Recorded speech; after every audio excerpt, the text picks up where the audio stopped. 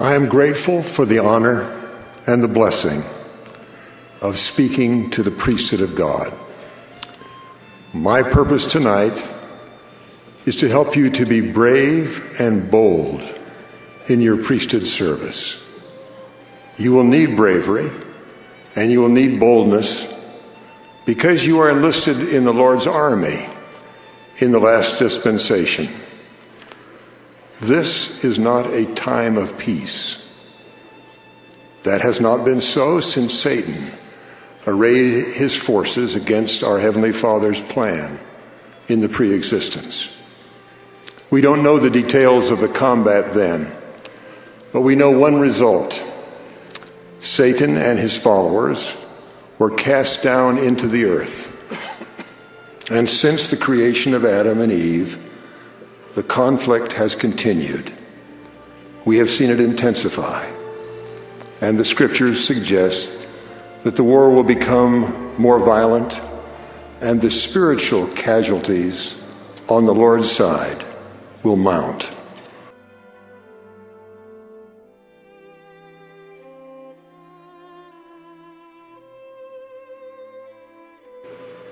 Almost all of us have seen a battlefield portrayed in a film or read the description in a story. Over the din of explosions and the shouts of soldiers, there comes a cry, "Man down."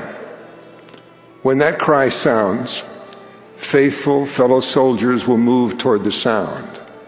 Another soldier or a medic will ignore danger and move to the injured comrade, and the man down will know that help will come. Whatever the risk, someone will run low or crawl to get there in time to protect and give aid. That is true in every band of men joined in a difficult and dangerous mission, which they are determined to fulfill at any sacrifice. The histories of such groups are full of stories of those loyal men who were determined that no man would be left behind. Here's one instance from an official account. During fighting in Somalia in October of 1993, 2 United States Army Rangers looked down from their helicopter during a firefight. They saw 2 other helicopters near them hit and fall to the earth. The 2 Rangers, in their relative safety aloft, learned by radio that no ground forces were available to rescue the downed air crews. Growing numbers of the enemy were closing in on the crash site. The 2 men watching from above volunteered to go down to the ground.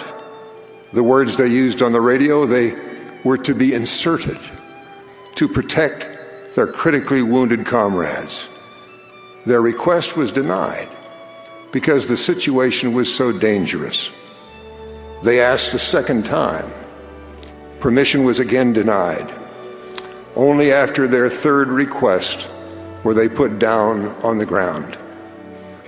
Armed with only their personal weapons, they fought their way to the crashed helicopters and the injured flyers. They moved through intense small arms fire as enemies converged on the crash site. They pulled the wounded from the wreckage. They put themselves in a perimeter around the wounded, placing themselves in the most dangerous positions. They protected their comrades until their ammunition was depleted and they were fatally wounded. Their bravery and their sacrifice saved a life of a pilot that would have been lost.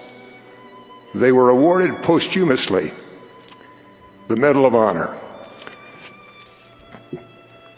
their nation's highest recognition for bravery in the face of an armed enemy. The citation reads that what they did was above and beyond the call of duty. But I wonder if they saw it that way as they moved to the downed airmen. Out of loyalty, they felt a duty to stand by their fellow soldiers, whatever the cost. The courage to act and their selfless service came from feeling that they were responsible for the lives, the happiness, and the safety of comrades. Such a feeling of responsibility for others is at the heart of faithful priesthood service. Our comrades are being wounded in the spiritual conflict around us. So are the people we are called to serve and protect from harm.